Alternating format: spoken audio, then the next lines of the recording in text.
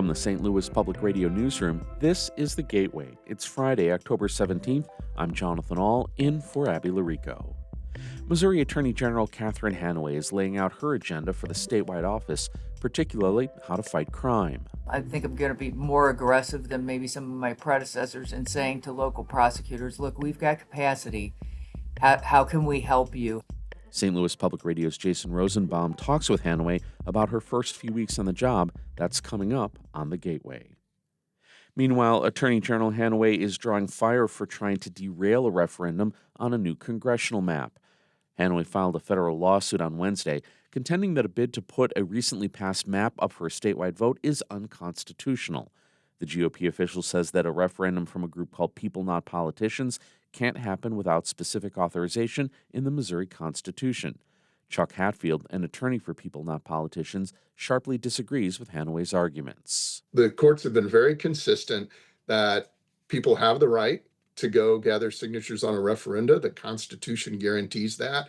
If Hanaway's lawsuit fails, People Not Politicians will need about 106,000 signatures by December 11th to make it to the 2026 ballot.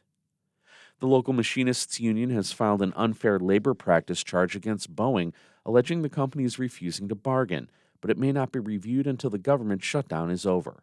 St. Louis Public Radio's Olivia Mizell reports. Federal strike mediators and the National Labor Relations Board are not currently working, but a union official said if the company agrees to meet, federal mediators would be considered essential workers.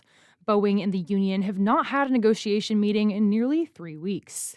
During that negotiation, the union presented a modified version of its pre-ratified offer, but the company rejected it and countered with its most recent offer that membership rejected. The St. Louis area union members have been striking since August 4th. A statement from the company calls the move the union's latest publicity stunt and says, quote, the parties have been engaged for several weeks with the help of a federal mediator. I'm Olivia Mizell, St. Louis Public Radio. Ameren, Illinois' $128 million rate hike request for natural gas service should be cut down by nearly $44 million. That's according to the latest advisory ruling from the administrative judges.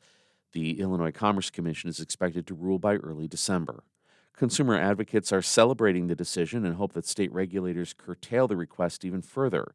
Jim Chislin works with the Citizens Utility Board. For the sake of Ameren's customers who have suffered through one gas rate hike after another, we urge the Illinois Commerce Commission to go far beyond the proposed order and slash Ameren's money grab. The utility provider says that the rate hikes will help them stay in line with federal guidelines and provide reliable services. Missouri Department of Transportation workers are training for inclement weather that could cause hazardous streets and highways.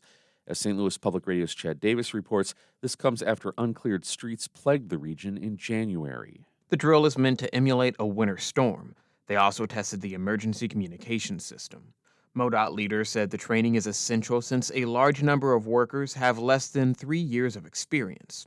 It comes after an unusual winter storm in January that covered roads and highways with ice and snow for weeks. Sergeant Andy Gadberry is with the Missouri Highway Patrol. He says residents should stay at home when there's inclement weather.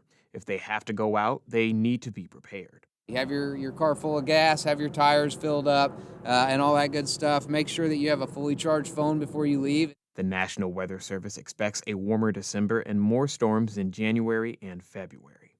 I'm Chad Davis, St. Louis Public Radio. The Missouri Historical Society has launched an initiative to remind St. Louisans about what makes the region special. The I Am St. Louis campaign encourages St. Louisans to dive deeper into the region's history and culture, as well as share their own stories. More than 300 organizations have joined in. Jody Sowell is the president and CEO of the Missouri Historical Society. We have been protecting, preserving, and sharing the St. Louis story. That is our mission.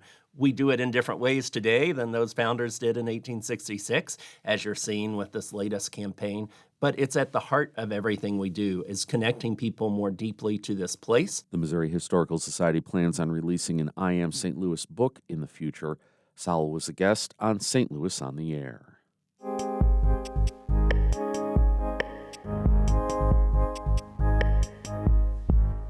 It's been little over a month since Governor Mike Kehoe appointed Catherine Hanaway to be Missouri's Attorney General. The Republican office holder is laying out her priorities around fighting crime and defending the state's abortion laws. St. Louis Public Radio's Jason Rosenbaum talked with her this week about her vision for the statewide office. Hanaway had been out of political office for nearly 2 decades when Kehoe picked her to replace Andrew Baily, who departed from the Attorney General's office to be Deputy Director of the FBI. She says there are some key differences between her current post and her other high-profile jobs, such as Missouri Speaker of the House and U.S. Attorney for Missouri's Eastern District. As Speaker of the House, you still, you have to persuade 82 other people to agree with you in order to pass something out of the House. Then you still have to go to the Senate and the governor. As U.S. Attorney, you have a lot of autonomy, but there's still sort of main justice above you. In this job, the buck pretty much stops with me. Hanaway's biggest focus is trying to fight crime, and she says her office can play a direct role in making urban and rural communities safer. I think I'm going to be more aggressive than maybe some of my predecessors in saying to local prosecutors, look, we've got capacity.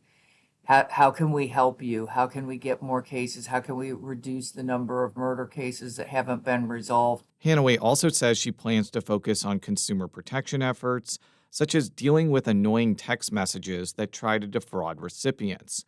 She also wants to make sure contractors are not ripping disaster victims off, especially in the wake of the May 16th tornado in St. Louis. And while Hanaway is planning on charting her own course as Attorney General, she'll also be continuing some of Baily's legal pursuits, such as trying to oust St. Louis Sheriff Alfred Montgomery from office. Hanaway says the case to remove Montgomery is strong. That's especially the case, she says, after the city official was indicted on felony charges related to handcuffing then-acting jail commissioner Tammy Ross. He's currently in jail after violating conditions of his bond, including buying a burner phone. So on the one side of the ledger, he's abusing his power by using it to sort of enhance himself. And on the other side of the ledger, he's not doing the job. And that is the perfect set of facts for what we call a quo warranto action to remove him from office. And he should be removed from office. Hanaway wants to salvage Missouri's abortion restrictions after the passage of a constitutional amendment protecting abortion rights. Her office faced a setback this month when an appeals court declined to reverse a preliminary decision to block scores of statutory curbs on the procedure. Hanaway says it remains to be seen how the 2024 abortion rights measure, known as Amendment 3, affects the state's current abortion restrictions. Did Amendment 3 legalize abortion and repeal every single restriction ever passed by the Missouri General Assembly?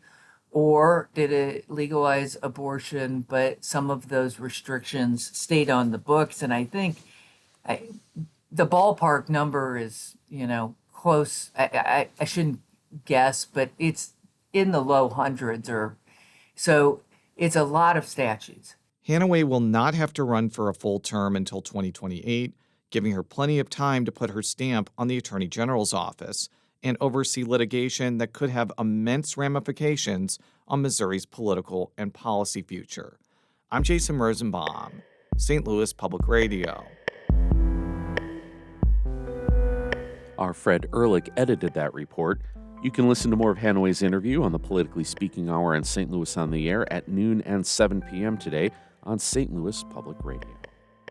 The Gateway is a production of St. Louis Public Radio, music by Ryan McNeely of Adult Fur. We are a member-supported service of the University of Missouri St. Louis. I'm Jonathan Ahl, and from the St. Louis Public Radio newsroom, this has been The Gateway. Have a great weekend.